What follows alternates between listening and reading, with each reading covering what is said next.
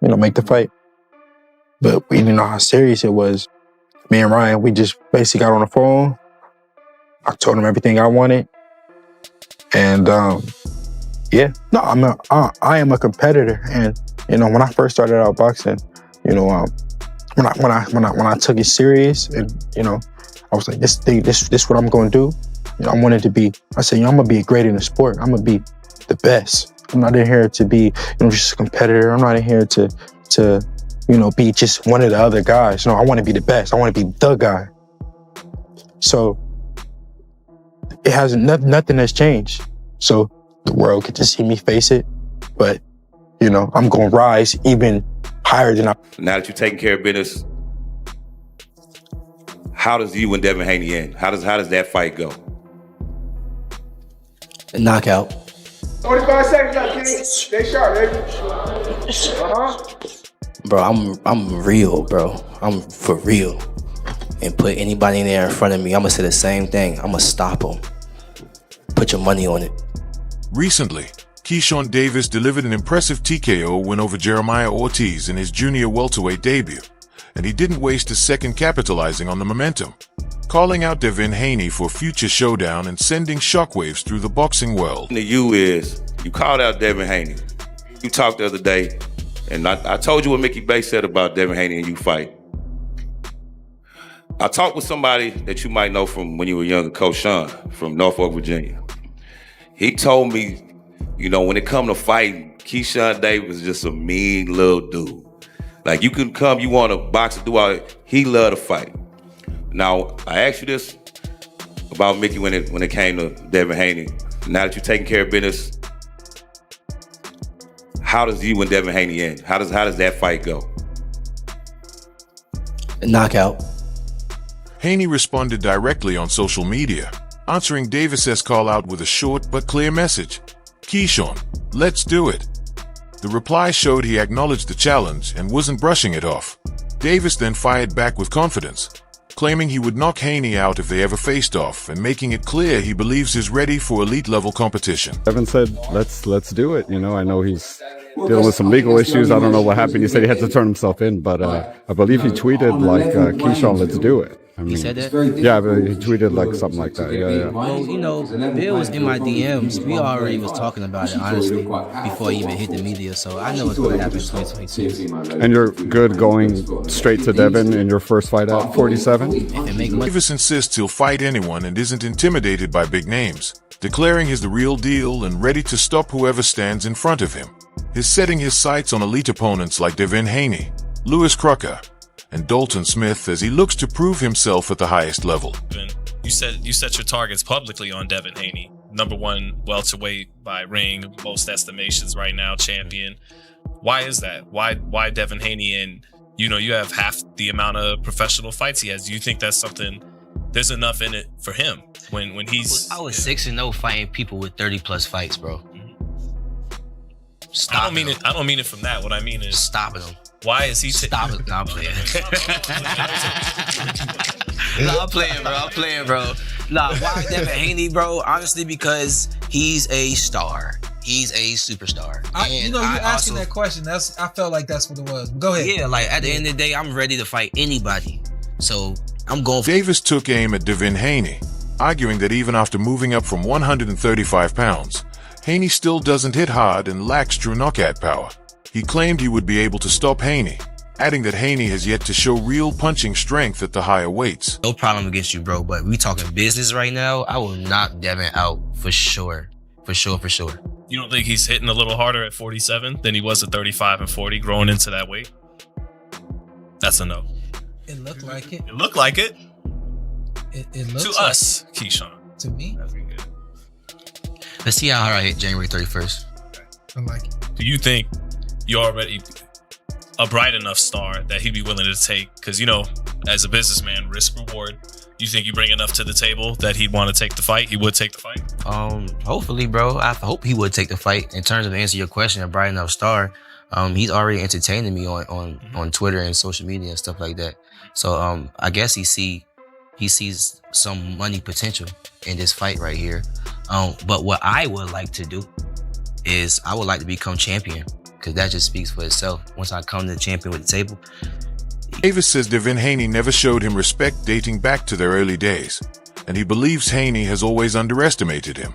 According to Davis, Haney never viewed him as a serious threat and failed to acknowledge his skills, even as Davis continued climbing the ranks toward elite-level opposition. Situation with you and Dev. Yeah, I never f with Cuz. Why? Because Cuz never f with me. On what tip? Bro, it was like times where like, bro, it was times where like me, I was always around Shakur as an amateur and shit. So Shakur introduced me to Floyd, Devin Haney, all that type of shit. So there's a hell of times around Devin Haney and we 24 fitness playing basketball, regular shit before niggas became celebrities type shit, or just who we are today. And nigga just nigga never even looked me in my eyes. Nigga never showed me respect. Like nigga never. Shakur always like, yo, this nigga Keyshawn, this, that, third. He be like, for real? That nigga still a kid. And like, he just never gave me my respect. He sent you. You know what I'm saying? So it's like, bitch ass nigga, you know goddamn well, nigga, now I'm here, nigga. And everything Shakur been saying, nigga, I lived up to it and then some. What you talking about? And he like, his father it's crazy because my beginning of my professional career, his father used to be like, oh, shit, the businessman was with you. Like, dap me up. My man. And, So you always was the businessman. And Dad was keep his face forward and like, dang, I can't get no pat. Like, nigga, we African American. You can't show me no type of love. You're weird. All right, well, how about this? So you've been a businessman. Yeah, hell yeah. Since like an amateur. Keyshawn Davis stepped forward and publicly challenged Bill Haney, urging him to help make a fight with Devin Haney happen. He said he's ready to step up and added that even if Haney doesn't support the matchup, he'll still beat Devin in the ring, demanding respect and positioning himself for a major, high-profile bout. You still got an opportunity when you go handle your business right here, because you know me and you in the DM. Correct? And you know you told me that you would look like an opportunity. And I believe you. Not Jermaine, now what we doing? The same thing that we talked about we were going to do in the DMs before you picked Jermaine. 2026, we doing it. You promise? Remember, you promise. You the promoter. Well, I got you. Listen, in the DMs, I got your word on it. All right, just stand on it. Good luck, handle that business, okay? All right. Keyshawn Davis has evolved as a fighter, showing sharper power, discipline, and focus by stopping Jeremiah Ortiz, becoming the first man to ever finish him. Despite Ortiz previously going the distance with elite names like Vasily Lomachenko and Teofimo Lopez, Davis says when signals that is quickly rising toward top-level competition. Ring stopping Jermaine Ortiz, something that Teofimo Lomachenko couldn't do against Jermaine Ortiz. Heck, they had tough battles with Ortiz. Keyshawn relatively was in control and made this look easy. All right, let's talk about the first half of this fight. It was a very awkward and ugly fight as Jermaine Ortiz was moving all around, kind of jittery. Something we anticipated Jermaine Ortiz would do. That's kind of how he fights, really awkward type. Keyshawn Davis was like, all right, cool. The jab was phenomenal for Keyshawn. Yes, the power punches through like the first half of the fight were even. The jab was way in favor of Keyshawn Davis. That's how he was able to keep Jermaine Ortiz at range. So when Ortiz tried to come in quickly, Keyshawn wasn't having any of it. Then the second half of the fight, really rounds 8 through 12, Jermaine Ortiz realized, I can't keep doing that. I'm gonna have to just stand right in front of him and kind of box and try and land some shots, because Ortiz did land some shots on Keyshawn. Stood in front of him, man. Keyshawn picked him apart. The jab, the right hand, the left hand, hooks. I'm telling you everything. Keyshawn Davis is back. In the 11th round, stops him with drops him with a body shot, goes to the head, nice right hand. Then you can see on the replay, he looks down, sees Ortiz is covering with his hands up here, looks at the body, sees it wide open, left hand to the body, drops him. Ortiz has to take a knee. Then in the 12th round, Ortiz has an awful left eye, swollen, basically shut. They're like, all right, last round, let's go ahead. Keyshawn, 15 seconds left, does what he needs to do, gets the stoppage, the TKO. Ref says, yeah, no, I can't do it anymore. I can't watch this. And Keyshawn Davis is back. Hey, he called out Devin Haney immediately after the fight. He wants to go up to 47. Already looked pretty big, looked strong at 40, but says, hey, I can go to 40. Davis reflected on his 140-pound debut, saying he felt surprisingly comfortable and confident in the new weight class. He explained that he felt physically stronger and more durable than expected, able to take his opponent's shots without losing momentum. Throughout the fight, Davis managed his energy well, pacing himself smartly while gradually breaking down Jeremiah Ortiz. He added that even as the rounds wore on, his focus stayed locked on getting a stoppage, targeting a knockout from the early rounds. That blend of patience, consistent power, and endurance paid off with a decisive 12th round finish, sealing his dominance. Analysts and observers praised the performance, noting that Davis not only adjusted smoothly to the higher weight, but also showed championship-level composure and finishing ability. Bro could punch a little bit. I was surprised. I'm like, damn, okay. But yeah, man, I just felt like, I feel like he had a lot of respect for me in the ring. I feel like I was already getting to him in the weigh-ins and press conference. I don't know. I think I just always get to my opponents before I fight. It's just, I don't know. I don't know what it is. But I just be being myself, for real. And he was showing me a lot of respect in there in the ring. But also, as the fight just kept going on, we both got comfortable with each other, like, all right, bet. So I did fear him actually trying to win, for sure. But, like, after a while, as I kept punching him and as my strength and energy was not going down, he was just in there. So then after like 6 rounds, I'm like, all right, I got 6 more rounds to go. I'm really about to try to stop you now. You know what I'm saying? Even in the 12th round, I'm like, I'm about to stop you. Like it never left my head. Like, I'm about to stop you. Like, every round, I'm about to stop you. I don't know when it's going to happen. Keyshawn Davis spoke candidly about the emotional journey leading up to the fight, sharing the personal struggles and ups and downs he faced since his last bout. He revealed there were nights he even questioned whether he wanted to continue boxing, highlighting the mental and emotional hurdles he had to overcome to get back in the ring. Despite these challenges, he honored a long-standing promise to his fans by scoring a knockout in his 140-pound debut against Jeremiah Ortiz. Fighting in front of 20,000 fans, Davis expressed deep gratitude and purpose, framing the victory as a career-defining moment. He described the fight as a dream realized, showing that perseverance, faith, and determination can turn setbacks into landmark achievements, signaling that his career is now on a promising upward trajectory. Winning his debut at 140 to cement his status as a top player in the division, and I'm going to turn it over to Keyshawn. Well, first things first, all glory to God. Jesus Christ forgive me this win. It's been a long time coming, man. From my last fight all the way to tonight, man, it was a lot of twists and turns and up and downs and nights where I just didn't even want to do this anymore. And y'all don't know the half of like how I even got here tonight just to perform. And how I got that knockout is crazy because I always dreamed to get like a 12-round knockout, like 12 round. Like, that was always my dream. So like, to do it and an opponent like Jermaine Ortiz on my return in front of 20,000 fans, that's God, bro. That's God. I feel like he turned my whole career around. And now it's just continuing to just keep trusting in him, that he's gonna do even bigger things for me. And I'm here, man. I'm back and I'm better, just like I promised y'all. Also, I promised y'all a knockout. Keyshawn Davis hasn't held back about a potential showdown with Devin Haney, letting his confidence spill into bold statements on social media and in interviews. He suggested that Haney would be an easy target, claiming Haney lacks true punching power and has nothing stylistically that poses a threat, implying he could handle Haney comfortably if the fight happens. His confidence comes off the back of an emphatic TKO win over Jeremiah Ortiz. Davis has emphasized that he's stopped multiple opponents who had never been stopped before and insists he would do the same to anyone in his path, including Haney. Devin Haney.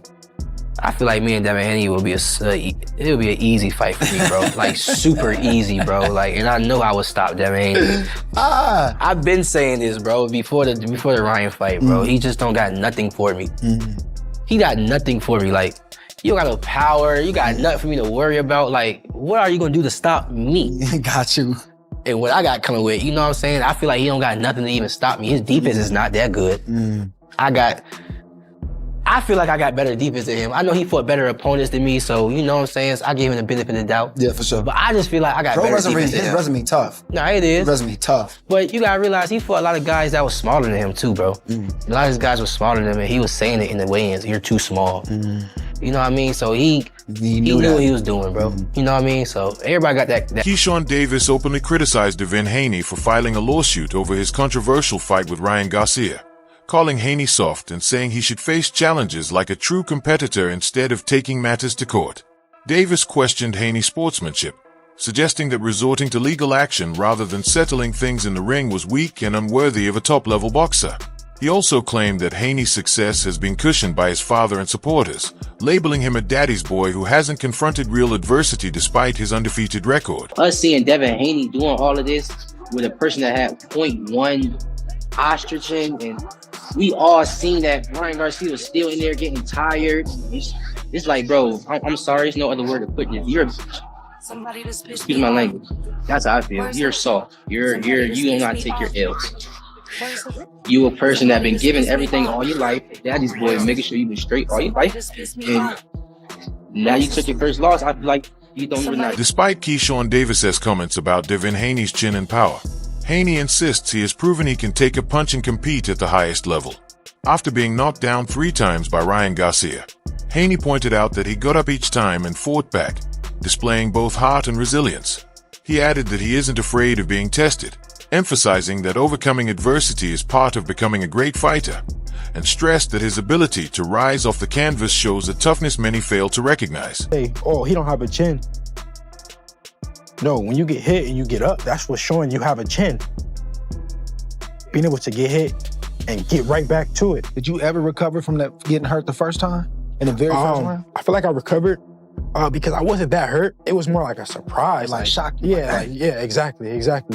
So I feel like I recovered. What is Bill telling you throughout the course of the fight? What did he have? What type of urgency did he have? What was he saying? Like I said, I don't want to speak on that too much for various reasons, but yeah. Are y'all still taking legal action over what he did? Are y'all still thinking about it? Andre Ward, the former 2-division world champion and HBO ESPN boxing analyst, has publicly recognized Devin Haney's talent, work ethic, and potential, praise that carries significant weight given Ward's standing in the sport. Ward has highlighted Haney as a dedicated and disciplined fighter who trains seriously and stays fully focused, noting that his full-time commitment to boxing makes him a tough opponent, especially as a young champion entering his prime. Ward's compliments go deeper than surface-level praise, emphasizing that Haney's combination of skill, discipline, and preparation equips him to become a future superstar in big fights. In other discussions, Ward has also addressed Haney's controversial bouts, like his close fight with Vasily Lomachenko, defending Haney's performances and urging critics to evaluate tight contests more objectively. This endorsement from a fighter of Ward's caliber reinforces that many boxing insiders see Haney as one of the sport's elite competitors. He's done a masterful job with how he's moved his son. And Devin Haney is the truth. He's got skill. He's probably one of the most technically sound fighters in the game today. I think Haney has the advantage because similar to me and Kovalev, people think, oh, he's been at the weight class longer, so he's bigger. It's like, nah, he might be bigger. Doesn't mean he's stronger, and he's sucking himself down to get to 140. That shows up after that 6 or 7 round. The guy coming up, if he knows how to box and he knows his way around that ring, he ultimately has the advantage because I don't have to look like a skeleton on